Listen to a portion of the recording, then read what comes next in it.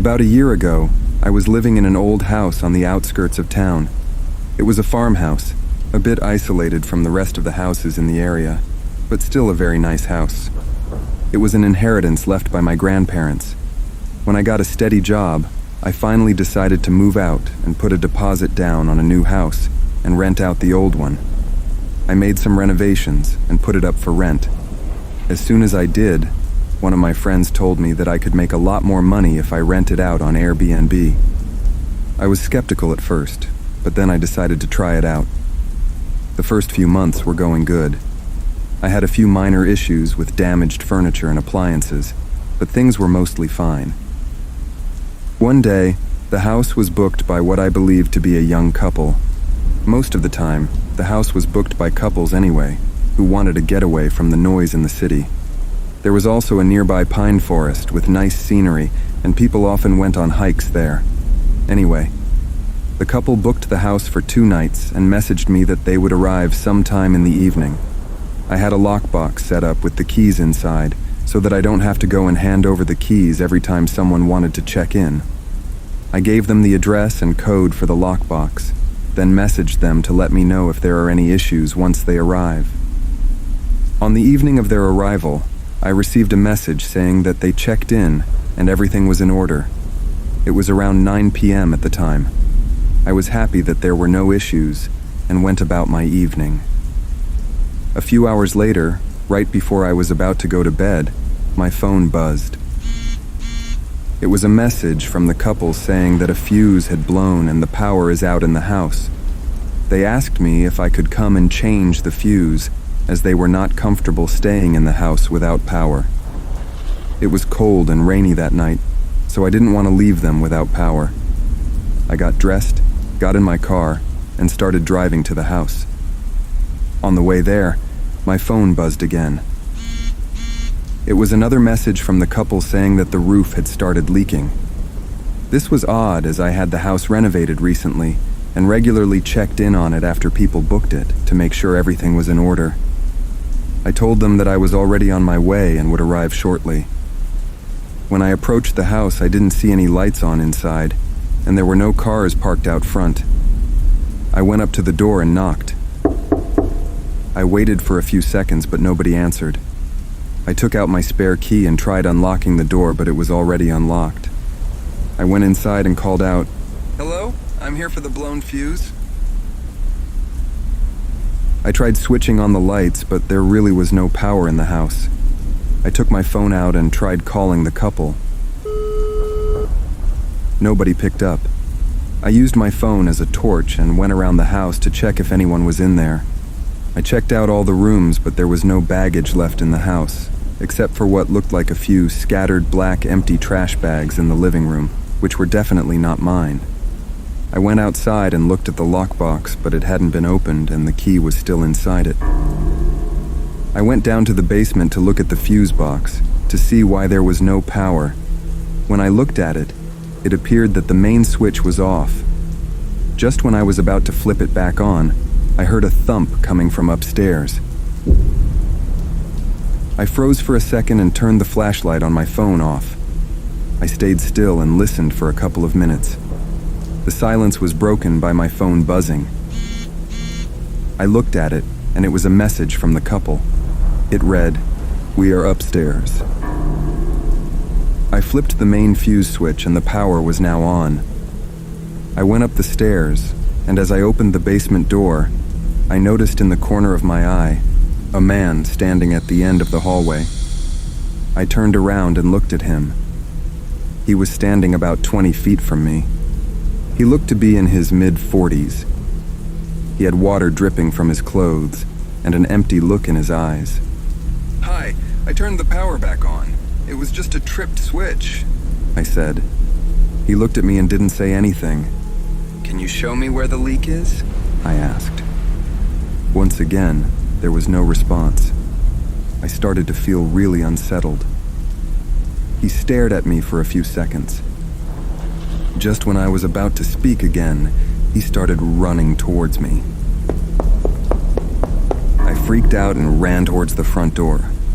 I managed to get outside and went towards my car. then got in and locked it just in time.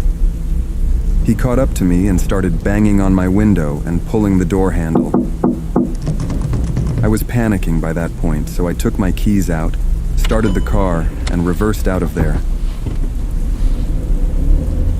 I called the police immediately and explained the situation. Once they arrived, I received a call saying that the house was empty and that they couldn't find anyone. I went back to the house and gave a statement. I checked around the house while the police were still there, and I noticed that one of the knives was missing from the kitchen, as well as the black trash bags, which I had seen earlier in the living room. The next day, I found out that the credit card which was used to pay for the house was reported stolen. I don't know who that man was, or why he was trying to lure me to the house and then chased me down, but I got really lucky that I escaped unharmed. The following days, I took the house off of Airbnb and changed the locks. Later on, I decided to sell it, as I always feared that the man might come back.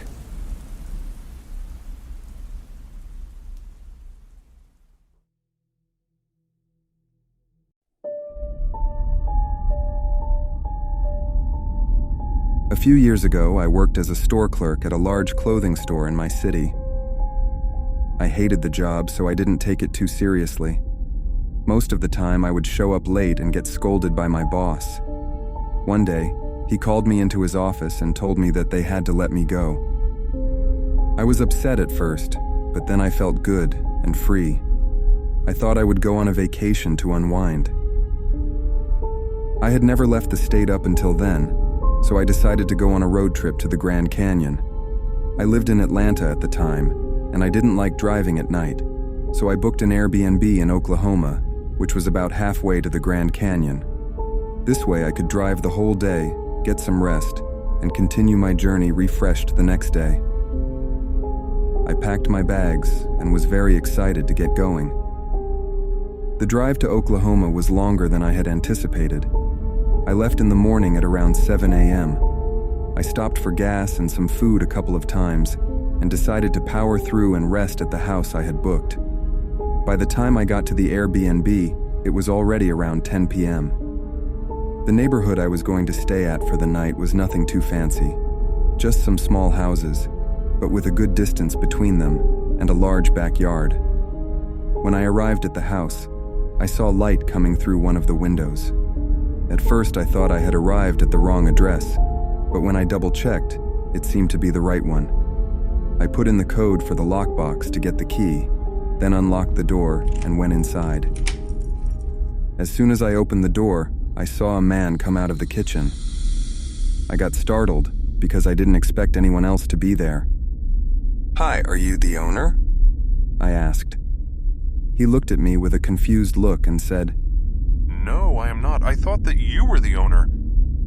I said that I had booked the house through Airbnb, and he told me that he had also booked it for the same night. I was frustrated, as I had been driving all day, and was looking forward to relaxing for the evening before continuing my drive in the morning. I told him I would contact the owner to sort this mess out, but he said that it should be him to contact the owner, as he had already been in the house a couple of nights and this was his last. He said that if there has been some mistake, he would leave and let me have it. I was relieved and started checking out the house, while the man went back into the kitchen to call the owner. A few minutes later, he came out and said that the owner didn't pick up, so he left him a voicemail. He told me that he has a cousin who lives nearby, and he would go over to his house for the night and sort this out in the morning. I said okay, and I thanked him. A few moments later, he left, but he didn't have any bags or suitcases with him, which was odd, as he said he'd been staying in the house a couple of nights. I didn't think that much of it at the time. I was just relieved that he left, and I could relax after the long drive. I decided to leave a message to the owner as well, because I wasn't too happy about the confusion. I went for a shower, then ordered something to eat, locked the door, and went to bed. I fell asleep pretty quickly because of how tired I was from the long drive. In the middle of the night, I was awakened by the sound of the front door unlocking. My heart started racing, and I got an awful feeling. I stayed quiet, and a few moments later, I heard footsteps outside my bedroom.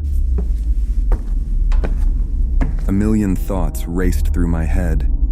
There was no reasonable explanation for anyone to be in the house at that time of the night.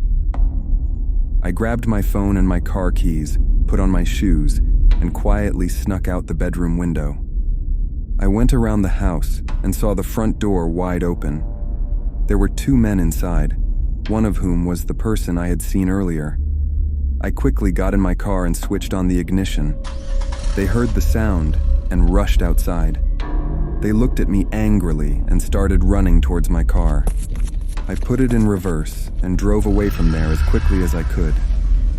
They ran after me for a few seconds, but I got away. Once I got to a safe distance away from the house, I took my phone out to call the police. I saw a message from the owner saying that nobody has been in the house for the last few days, and I was the only one who booked it for that night. I got chills going down my spine and immediately dialed 911. By the time the cops went to the house, nobody was there. My backpack, which had my laptop in it, was missing, and my suitcase had been ransacked. Thankfully, I didn't have anything valuable in there, other than my laptop. I don't know what they were going to do had I not left out of the window, and why they chased after my car, but I'm just thankful I got away safely. Needless to say, my road trip was spoiled by this incident, so I decided to head home and see the Grand Canyon another time.